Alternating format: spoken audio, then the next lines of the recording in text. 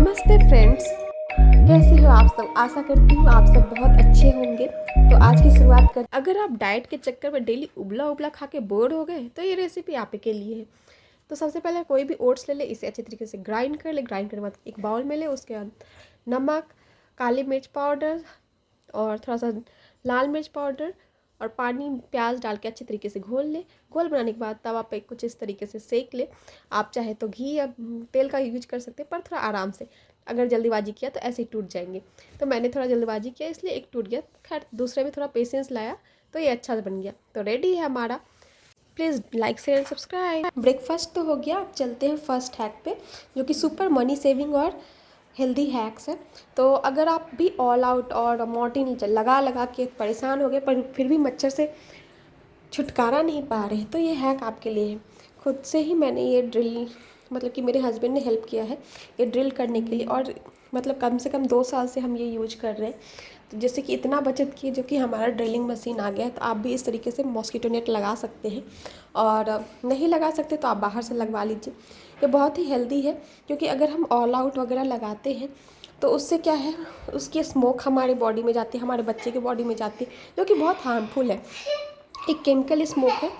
So it's better कि हम mosquito net लगाएं और हमारी मनी भी सेव करें, साथ में एक हेल्दी लाइफस्टाइल भी हो जाएगी। और ये लगते लगते एक जगह और वहाँ पे फूट गया, जिसको कि रिपेयर किया मेरे हस्बैंड ने। सेकंड हैक जो है, और टिश्यू पेपर अगर आप रोटी के साथ रखते हैं तो उसे हटा करके हम इस तरीके का कॉटन फैब्रिक लगा सकते हैं, जिससे कि हम मनी सेव कर सकते हैं। और टिश्यू पेपर आपको मालूम है कितने सारे पेड़ कट के बनते हैं। तो ये एक बहुत अच्छा हैक है, जिससे कि हम पर्यावरण को भी सुरक्षित किचन में जब भी काम करो, थोड़ा भी काम करो, तो अक्सर गंदा हो ही जाता है। चाहे कितनी भी सफाई क्यों न कर लो, वो गंदा तो होता ही होता है। तो अक्सर उसको काम करने के बाद, कुकिंग होने के बाद इस तरीके से मैं वाइप्स कर लेती हूँ, जिससे कि वो हाइजीनिक रहे और क्लीन भी रहे, ताकि अच्छा लगे। अगर ऐसा हम डेली करते हैं 10 मिनट, तो हमें बहुत ही अच्छा लगता है और हमारे सर पे एक बर्डन नहीं रहता है। तो इसी तरीके से मैं पूरे चूल्हे को और जितने भी मॉड्यूलर किचन है तो इसे इस तरीके से क्लीन कर लेती हूँ, जैसे कि मेरे हर दम किचन क्लीन दिखता है और सुंदर भी दिखता है। पर ये है कि सुंदर दिखने के बाद ये जो कपड़ा जिस भी फैब्रिक से आप वो क्लीन करते तो वो बहुत ही गंदा हो जाता है। तो इसे भी क्लीन करने की बारी आती है।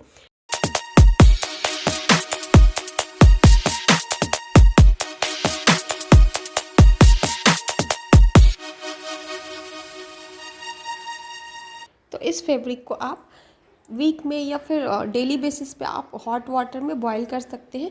थोड़ा सा सर्फ और थोड़ा सा नमक डाल करके इसे अच्छी तरीके से बॉईल करने के, थोड़ा नॉर्मल टेम्परेचर पे हो जाए तो अच्छी तरीके से रब करके सन ड्राई करें, जिससे कि क्या है कि इसके जितने भी कीटाणु वो निकल जाएंगे, और सन ड्राई से बहुत हाइजीनिक हो जाते हैं।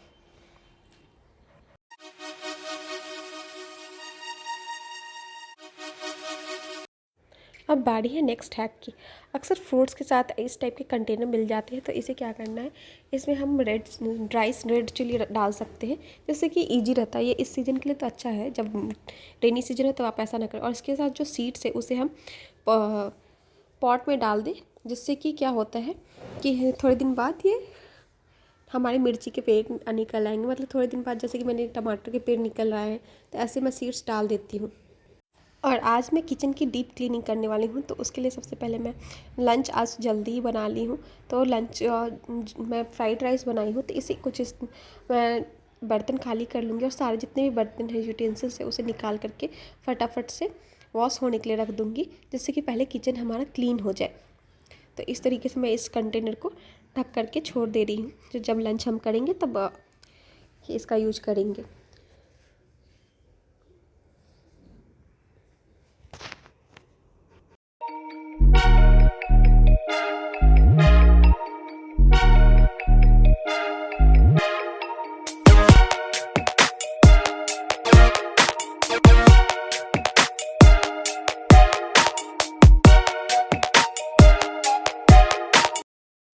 सारे यूटेंसिल्स वॉश हो गए हैं। हमारे घर में इतने काम होते कि ख़त्म ही नहीं होते।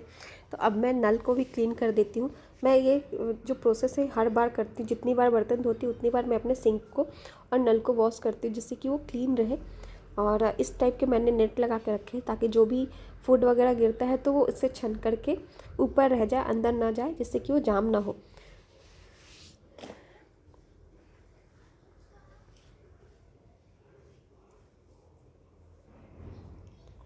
और क्लीनिंग होने के बाद मैं इस तरीके से कोई भी फैब्रिक से इसे अच्छी तरीके से पोंछ लेती हूँ, जिससे कि इस पे जो पानी के धब्बे होते हैं ना वो नहीं दिखते हैं, नल एकदम ही क्लीन दिखते हैं। और ये ज़रूरी है, मतलब कि मैं हर टाइम ही करती हूँ, कोशिश करती हूँ कि जब भी बर्तन धोऊँ तब उसके बाद ये प्रोसेस को कर ही दूँ। तो नेक्स्ट जो हैक है, जो अक्सर हम क्लीनिंग करते हैं, बर्तन धोते हैं, उसके बाद हमारे जो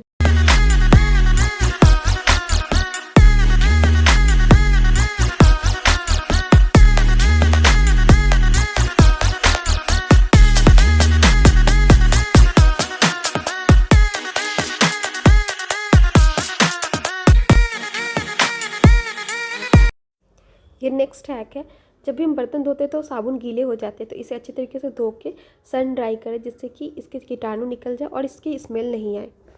और अक्सर मेरे घर में ग्रॉसरीज वगैरह आती है तो इतने सारे बैग्स भर जाते हैं, तो मैं एक तरफ इकट्ठा करके रखती हूँ। तो आज मैं डस्टबिन को इस तरीके से क्लीन कर लिया है, हम अक्सर ही करती हूँ, बट आज वीडियो बनाने के लिए क्लीन कर लिया है। और इसमें उसी बैग्स को रख दूँगी, गार्बेज बैग स्पेशली मैं नहीं लेती हूँ और इन सब बैग्स का यूज करती हूँ, जिससे मैं पैसे बचाती हूँ। और अब बारी है पैंट्री क्लीनिंग की। तो ये है मेरा पैंट्री, इतना बड़ा है और आप देख सकते हैं बहुत ही अस्त व्यस्त हो गया है। और होली का टाइम भी आ रहा है, तो होली के टाइम पे अगर ये ना किया, अब नहीं किया तो बहुत देर हो जाएगी। तो आज ये करना बहुत ही ज़्यादा ज़रूरी है। तो सबसे पहले मैं सारे सामान को एक एक करके नीचे उतार दूँगी और नीचे उतारने के बाद सीधे कपड़े से एक वाइप कर दूँगी। इस पर ज़्यादा गंदगी तो है नहीं, क्योंकि मैं हमेशा करती रहती हूँ, तो इस पर ज़्यादा गंदगी। और ये मेरे पास एक कैलेंडर है जो कि इसी साल का है, बट अब इसका यूज नहीं है। मेरे पास बहुत सारे 2-3 कैलेंडर है, तो इसका यूज नहीं, तो मैं इसको ही काट करके इधर लगा दे रही हूँ। और हम भारतीय हैं तो मालूम ही है आपको कि जब तक किसी चीज़ का एंड यूज़ नहीं करें तब तक तो हमें अच्छा लगता ही नहीं है। तो मैंने इसका एंड यूज कर दिया है, तो अब इसके ऊपर अब चीज़ें डालने वाली हूँ। तो ये मेरा टूल बिन है, जिसमें कि मैं टूल्स वगैरह रख दे रही हूँ।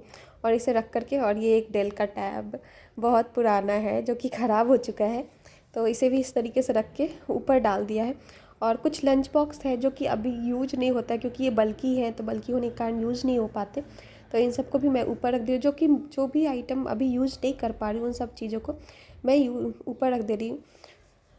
तो कुछ इस तरीके से मैंने ऊपर सामान सारे डाल दिए हैं।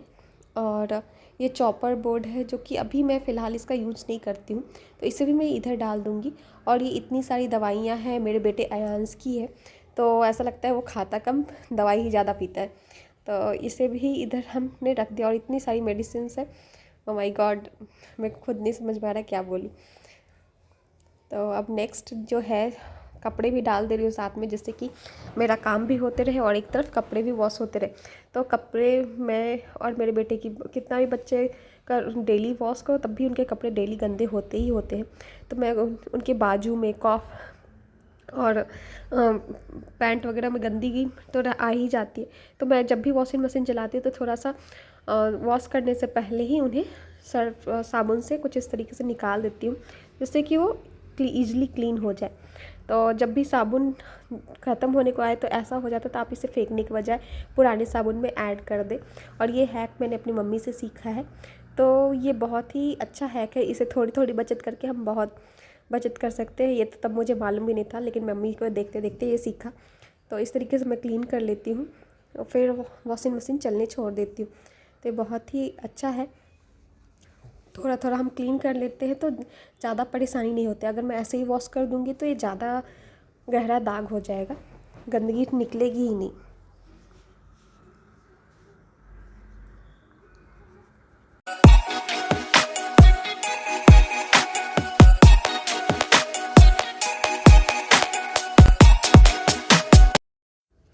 और सॉप का यूज होने के बाद उसे सन ड्राई ज़रूर करें, जिससे कि वो गीला होके फैले नहीं और वेस्ट भी ना हो।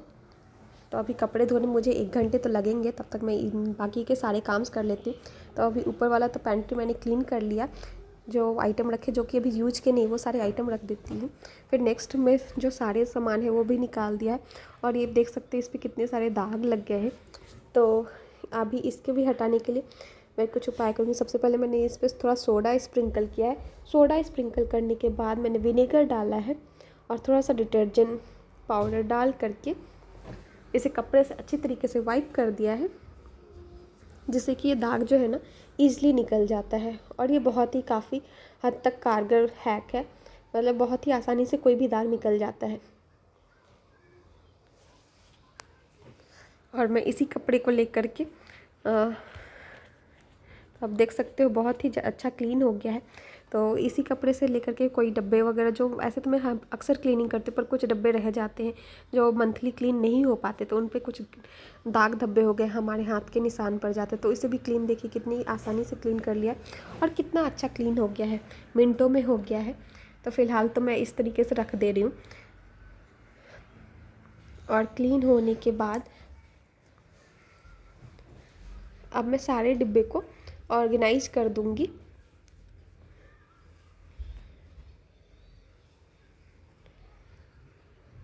तो अब मैं कुछ इस तरीके से ऑर्गेनाइज करूंगी जिससे कि सारे जो चीज़ें हैं ना वो विजुअल दिखे, विजुअल रहे। तो मैं पीछे क्या कर रही हूँ, बड़े बड़े डब्बे डाल दे रही हूँ, उसके आगे छोटे छोटे, क्योंकि ईज़िली विजुअल हो। मुझे किसी चीज़ के लिए निकालना मीन्स उलट पलट ज़्यादा ना करना पड़े। और ये मूंग और मसूर की दाल को मिक्स कर दिया, जो कि बच्चे और हम लोगों के लिए ज़्यादा हेल्दी है और इजी डाइजेस्टेबल है। तो इसका मैं एक मिक्स करके बना दी हूँ। और ये हस्बैंड आए, वो बोले टूल बिन ऊपर क्यों रखा, उससे कहीं टूट ना जाए, गिर ना जाए, तो ये वापस से उन्हें ले गया। तो मैं अब इधर मेडिसिन वगैरह और जो भी मेरे बाकी के सामान थे उसे एडजस्ट कर दे रही हूँ।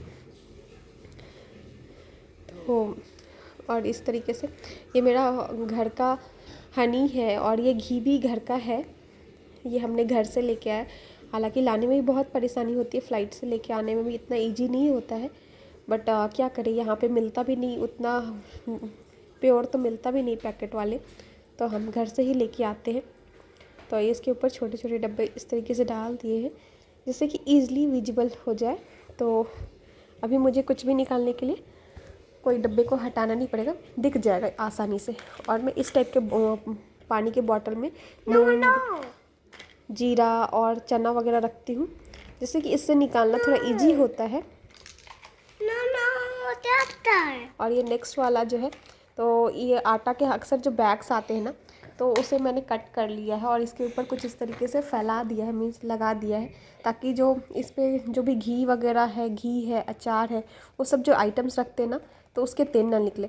और ये मैंने मतलब जो भी हमारे ज़्यादा ग्रॉसरीज है तो वो मैं इधर स्टोर करती हूँ, जो कि मतलब कि मंथली वाले ऊपर में रखा है, और इसमें जितने भी मंथ से ज़्यादा चलेंगे उसको मैंने इधर रखती हूँ, जिसका कि कम ज़रूरत पड़ता है। तो इतने सारे घी मैंने घर से लेके आई है जब और बाकी क्या है, अभी खर्चे उतने नहीं होते हैं, मतलब बेटा भी मेरा नहीं खाता, तो घी इतना पड़ा ही हुआ है। तरीके से मैंने ऑर्गेनाइज़ कर दिया है। और ये डब्बे सब में पैकेट वाले सारे आइटम्स रख करके उन्हें भी डाल दिया है। तो अब इन्हें भी वापस से क्लीन करने का ज़रूरत है, तो इसे भी वाइप कर दे रही हूँ। और फ़िलहाल इतना ही करके बहुत टाइम लग गया मुझे, इतना इजी भी नहीं होता है, बच्चे के साथ साथ घर का भी काम करो। अगर आप भी डेली चावल दाल खा के ऊब गए हैं तो ये रेसिपी आपके लिए है। सबसे पहले कढ़ाई लेना है, कढ़ाई को गर्म करना है, उसके बाद तेल डालना है, जीरा राई डाल करके तो बारीक कटे हुए गोभी, शिमला मिर्च और प्याज डाल के अच्छी तरीके से फ्राई करना है। थोड़ा सा जिंजर गार्लिक पेस्ट डालना है, नमक डालना है, काली मिर्च पाउडर डालना है, लाल मिर्च पाउडर डालना है और अच्छी तरीके से फ्राई करना है। और एक तरफ मैंने राइस को सोया के साथ उबालने छोड़ दिया, राइस पक गया है और अब इसमें मिक्स कर देंगे, अच्छी तरीके से सॉटे करेंगे। सॉटे करने के बाद गैस ऑफ करेंगे और ये रेडी है हमारा वेज फ्राइड राइस। तो फ्रेंड्स, अगर ये वीडियो ज़रा सी भी अच्छी लगे तो प्लीज़ वीडियो को लाइक करें, शेयर करें, सब्सक्राइब करें